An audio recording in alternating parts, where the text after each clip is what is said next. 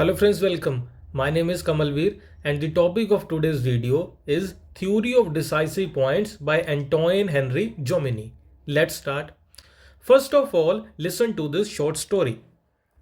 During a long battle, General Veer Singh surrounded the city of Durgshrai. The walls were high and the soldiers inside were ready to fight. Their king, King Rudrakal, felt safe inside Fort Vajrakat. Veer Singh's officers said, "Let's climb the walls." Others said, "Let's break the gate." But every idea was dangerous and difficult. General Veer Singh stayed quiet and watched carefully. Then he noticed something important. The fort had only one water canal coming from outside. So, instead of attacking the whole fort, he sent a small team to block that canal. After a few days, the soldiers inside became thirsty. They argued, they got weak, and they lost confidence. Finally, King Rudrakal opened the gates and surrendered. Story ends here. Now, what does this mean? General Veer Singh succeeded because he identified the single point that would decide the outcome: the water canal. And this is exactly what Antoine Henri Jomini explained as decisive point. In his own words, he says, in war, victory depends on locating and attacking the decisive point, the point where maximum impact can be achieved with minimum force. Now we will understand what exactly is a decisive point. Jomini said that a decisive point is the spot where a commander must focus his power.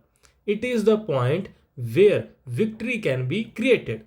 This could be a crucial road junction, a river crossing, a capital city, an enemy's supply base, or even a hidden weakness in their formation.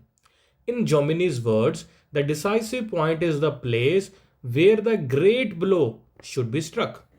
Now we will understand about the types of decisive points. First type is geographical decisive points. These are physical locations on the map. This could be a narrow mountain pass or a bridge. To Jomini, such points act like the pressure point of war.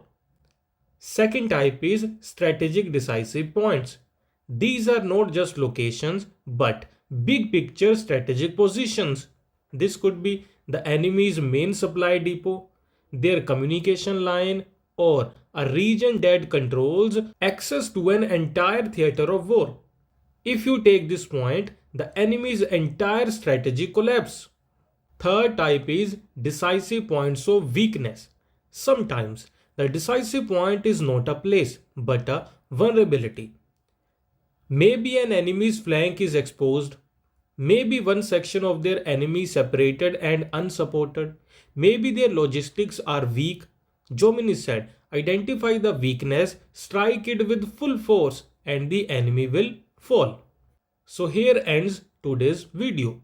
If you enjoy and learn new things from this video, consider liking this video and subscribing our YouTube channel.